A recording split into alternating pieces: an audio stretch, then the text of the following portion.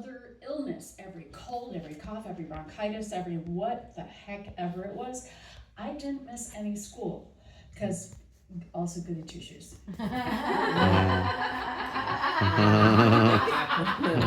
Very square. I didn't know how to do anything else. Midwestern. I come by this honestly. So my parents, right? They're both from the Midwest.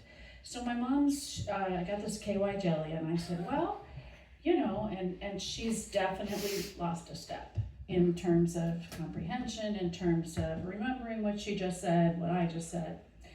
And I looked at this and I'm like, And I said, so, you know, it's you might want to use that if it gets dry and uncomfortable when you're in the bathroom, and she's like, and I said, or, you know, if when Dad and you, and she just goes, that thing. She knew exactly what the KY jelly was for. She was using it. Seen it or no. This week, my mother went into the hospital for a heart thing. We thought that it was a UTI thing. We thought that it was, she's 88. And she's great, everything's fine.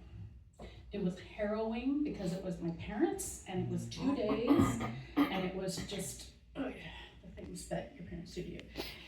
And at the end, she gets a prescription for some estrogen cream to stick up her vajayjay.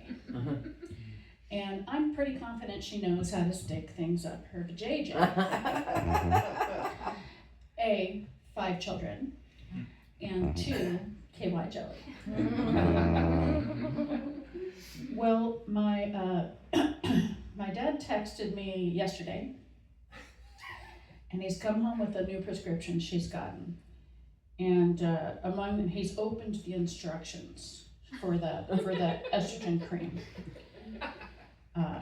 Do you think Lori is capable of doing the cream without an expert's direction?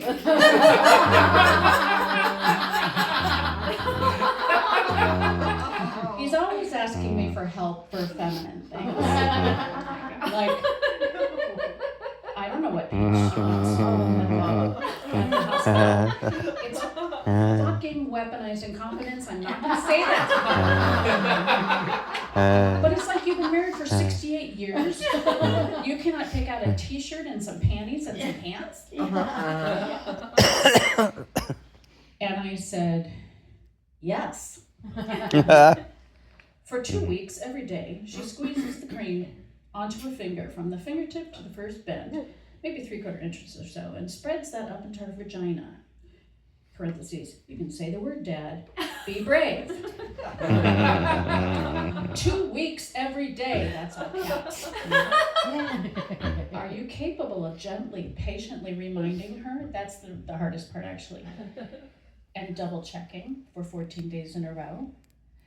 Minimizing your impatience. Then after 14 days, half that amount, same procedure, 3 times a week ongoing. And then he shows me the insert of the package with the syringe and all the directions.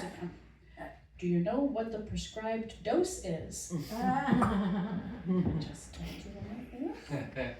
Says 1 gram from the prescribed dose, but she doesn't need to use that plastic syringe thing. A good approximation using the message I sent above is perfect, according to the doctor. If you're very concerned, go ahead and measure out 1 gram with a syringe, then squeeze that onto her finger.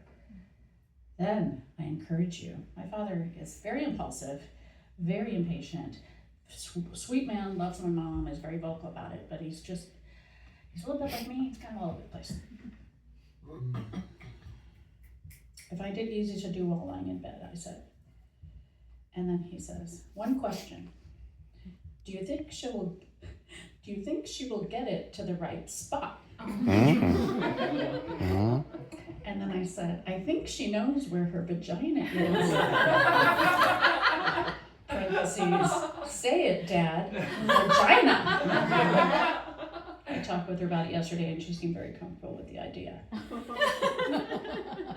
Dad, vagina covers a bit of area. So aim for dead center. Oh my God, what is dead center?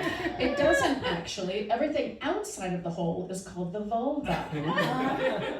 She's aiming to get as much into the actual hole, not where the pee comes out, but where the babies come out. Yeah. Equals vagina as possible. He says, okay, wish me luck. At which point I sent him 2 diagrams of the vulva. Told him it wasn't his fault that he wasn't at the time. It was a different time, and good luck, and you got this. And then he goes, and severe lack of practical experience. Oh, That is sad.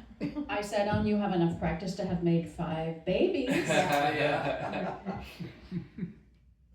He says, this is where it gets, to me, the best. While true, I thought boys and girls peed with the same equipment until I was about 14 years old. He grew up with 3 brothers on a kind of a, what do you call it when it's like 10 acres? It's like a farm, but it wasn't a bit, they had a cow, they had chickens. Homestead. okay. Yeah, I think a homestead. Homestead. That sounds Homestead. close. It was in Moline, Illinois. It was, Yeah. his dad worked at that arsenal in Rock Island, making bullets and cannons. Okay, so until 3 brothers, until I was about 14 years old. I knew cows and bulls were different, but it never struck me that Marvel Ingram was not like me. I suppose those chest bumps didn't give me a clue. I did start to realize that looking at the high school cheerleaders caused something unusual to happen. Oh my God. Wow. He continues, I'll never forget the summer that Oh my God. Wow, the floodgates open. Yeah, exactly. That's as far as he went. But I'll never forget the summer that Frankie Lane, whose record of the Mule Train was a big hit. Mule Train. Mule Train. Yeah. Frankie Lane. Look it up. He did the 4th of July concert before the fireworks. Marvel was quite an accomplished accordion player who was employed by a local music store. Frankie appeared there and tried to force her into a corner and do unspeakable things, but she fought him off. Whoa. That's it. That's it. Wow. That's an incredible story. That's incredible. That's like what, that's the,